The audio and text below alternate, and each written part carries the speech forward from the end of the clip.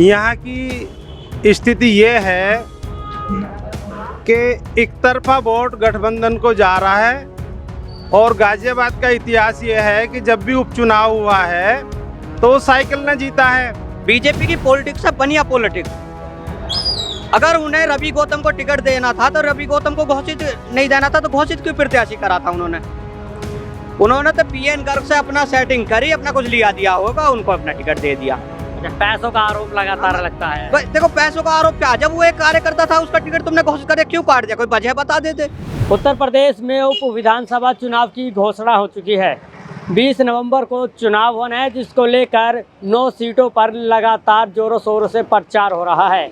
ऐसे में गाजियाबाद 56 की सीट ऐसी है जिसको हाई प्रोफाइल सीट माना जा रहा है और यहाँ पर 2004 के बाद से लगातार बीजेपी का कब्जा रहा है। लेकिन इस बार कहा जा रहा है कि जिस तरह से जातीय समीकरण का गठजोड़ बैठा है तो कहीं ना कहीं इस बार बीजेपी को मात दी जा सकती है। ऐसा सभी अपनी अपनी पार्टियों का कहना है कि इस बार वो रिकॉर्ड मत वोटों से जीत रहे हैं। लेकिन इस वक्त मैं गाजियाबाद के केला भट्टा इलाके पे मौजूद हूँ। ये पीएससी चौक है जो कि यहाँ पर सबसे ज़्यादा फेमस ये जगह है और इस जगह को पीएससी चौक कहा जाता है और यहाँ पर ज़्यादातर मुस्लिम आबादी रहती है। गाजियाबाद 56 शहर की सीट में इस आबादी का रोल बहुत ज़्यादा महत्व बढ़ जाता है, क्योंकि यही एक ऐसी आबादी है कि किस को वोट देनी है और किसको जिताना है, ये बहुत ज़्यादा महत्वपूर्ण हो जाता है। इस वक्त मैं यहाँ पर मौजूद हूँ, आम लोग मेरे साथ मौजूद हैं, इनसे बातचीत कर लेते हैं एक बार। अच्छा, शुरुआत आपसे करते हैं, क्या नाम है आपका? मेरा नाम साहिल अब्बासी है। अच्छा साहिल भाई, क्या लग रहा है इस बार कौन जीतने वाला है इस सीट को? इस सीट को इंडिया गठबंधन जीतने जा रहा है और योगी जी यूपी के चुनाव के बाद उप मुख्यमंत्री बनने जा रहे हैं, पूर्ण मुख्यमंत्री बनने जा रहे हैं। उन्हें अब हटा दिया जाएगा। 9 सीटों पर चुनाव है, 9 की 9 सीट इंडिया गठबंधन जीतने जा रही है और सिर्फ जनता को बेरोजगार करने का काम कहा है भाजपा ने। जो बेरोजगार है, इंडिया गठबंधन अब प्रत्याशी सिंहराज जाटव गाजियाबाद से विधायक बनने जा रहे हैं। अच्छा, आपका कहना है कि सिंहराज जाटव जो है विधायक बनने जा रहे हैं। अगर यहाँ हम जातीय समीकरण की बात करते हैं तो यहाँ पर आमतौर पर देखा जाता है कि सबसे ज़्यादा एससी कैंडिडेट है और उसके बाद अलग कैंडिडेट है और तीसरे नंबर पर मुस्लिम समाज यहाँ पर आता है। तो क्या लगता है कि मुस्लिम समाज क्या एक महत्वपूर्ण भूमिका निभाएगा कि यहाँ से इंडिया गठबंधन जीत सके? मुस्लिम समाज की दूसरे नंबर पर है। यहाँ 1 लाख वोट मुस्लिम समाज की है गाजियाबाद शहर के अंदर।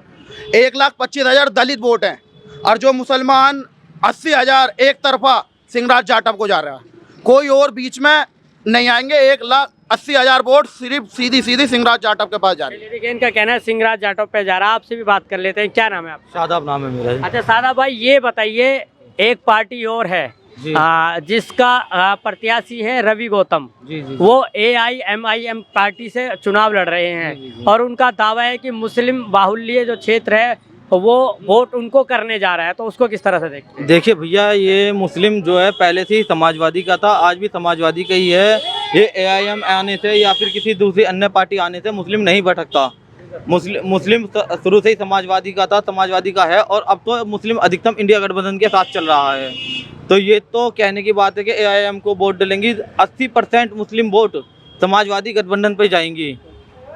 अच्छा, आपके हिसाब से 80% वोट जा रही हैं। आप बताइए, किनको यहाँ पर विधायक बनता देखना चाहते हैं और जिनको भी देखना चाहते हैं क्या काम उनसे करवाना चाहिए? हमारा नाम इस्माइल है, इस्लाम नगर वार्ड 92 में रहते हैं। जहाँ आप खड़े हैं ये वार्ड 95 है। केला भट्टा इस्लाम नगर में 3 वार्ड हैं, 92, 93 और 95। यहाँ की स्थिति ये है कि एक तरफा वोट गठबंधन को जा रहा है और गाजियाबाद का इतिहास ये है कि जब भी उपचुनाव हुआ है तो साइकिल ने जीता है और ये महागठबंधन है। इसमें कांग्रेस का भी वोट है, इसमें केजरीवाल का भी वोट है, इसमें शिवसेना की वोट है। ये महागठबंधन है। मैं अपने क्षेत्र की बात करूं तो यहाँ 90% वोट सिंहराज जाटव को जा रहा है। उसकी वजह यह है कि विधानसभा गाजियाबाद के रहने वाले हैं। विधानसभा गाजियाबाद में सिंहराज अपने मत का प्रयोग करेंगे। भारतीय जनता पार्टी वालों का मत यहाँ नहीं है। उनका शालीमार गार्डन साहिबाबाद विधानसभा में है। जो भाई एक सेकंड और जो सतपाल चौधरी हैं वो चिप्याने के रहने वाले हैं, जो गौतम बुद्ध नगर में रहते हैं। तीसरा कैंडिडेट यहाँ रवि गौतम आया है वो ऑलरेडी नोएडा में रहता है। तो हमारे सामने केवल और केवल सांप्रदायिक ताकतों को, नफरत की राजनीति को निपटाने के लिए हमारे पास सर्वश्रेष्ठ अगर कोई प्रत्याशी है तो भाई सिंहराज है। वो यहीं पैदा हुए हैं विधानसभा 256 में, और यहीं उनकी एजुकेशन है, यहीं उनका कारोबार है। चलिए, आपका कहना है कि वो जीतने चाहिए। अच्छा, आपसे जानना चाहेंगे दलित वोट, जिसके दावेदार मायावती भी एक तरफ है, दूसरी तरफ रवि गौतम भी अपने आप को बता रहे हैं, और तीसरा सिंहराज जाटव, उनका भी कहना है कि पीडीए का वोट उनको डलने जा रहा है। क्या लगता है कि कौन किस पार होगा, किसकी नैया पार होगी? मेरा नाम कृष्ण गौतम है, मैं दलित समाज से ही आता हूँ। दलित समाज अब की बार इंडिया गठबंधन को वोट कर रहा है। पिछली बार भी लोकसभा में इंडिया गठबंधन को वोट करा। मायावती जी एक तरीके से दलितों की नेता तो बनती हैं, लेकिन जब कहीं संविधान बचाने की बात आती है, बीजेपी वाले संविधान को धाराएं खत्म करने की बात करते हैं, संविधान को तोड़ने की बात करते हैं, तो मायावती बिल में जाके छुप जाती हैं। जब उनका भतीजा कोऑर्डिनेटर बनाया गया और उसने कुछ एक दो बार बोला, उसको एकदम तुरंत हटा के पीछे कर दिया। मायावती जी क्यों नहीं कहती कि हम दलितों के साथ हैं? कितने अन्याय हो रहे हैं, कितनी बहन बेटियों के साथ रेप हो रहे हैं। कौन लोकल प्रत्याशी मायावती ने या किसी और पार्टी ने दिया है? अच्छा, एक चीज़ और बताइए, जिस तरह से देखा जा रहा है उपचुनाव है, अखिलेश यादव आ चुके हैं, योगी आदित्यनाथ भी आ चुके हैं, क्या मायावती अभी तक यहाँ पर नहीं आई हैं? उपचुनाव को लेकर कोई खास घोषणा उन्होंने नहीं किया, तो क्या लगता है, क्या वो अपने आप को इस चुनाव में बैकफुट पर देख रहे हैं? वो तो अब से मैं सोच रहा हूँ 5-7 साल से बैकफुट पे ही चल रही है। लोकसभा चुनाव में भी कहाँ उनका इंटरेस्ट था? उनका इंटरेस्ट अपने भैया और भतीजे को बचाने का है और बीजेपी की गवर्नमेंट को बनाने का है। बीजेपी की गवर्नमेंट बनवाने में मायावती का 101% हाथ है।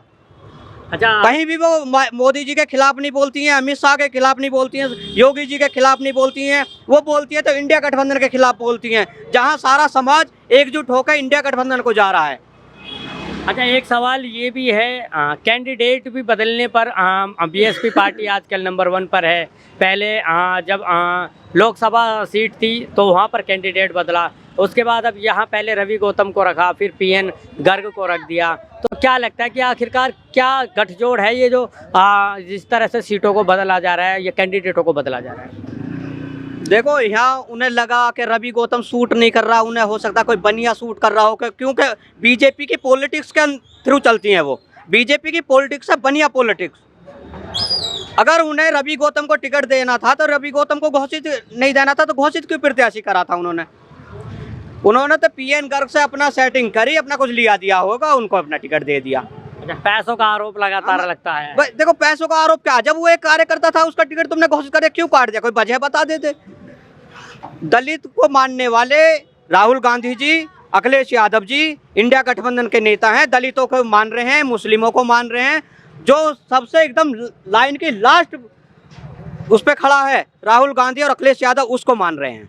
इसीलिए दलित को यहाँ से उन्होंने टिकट देके ये साबित कर दिया कि हम दलितों के, मुस्लिमों के, कमजोरों के हितैषी हैं।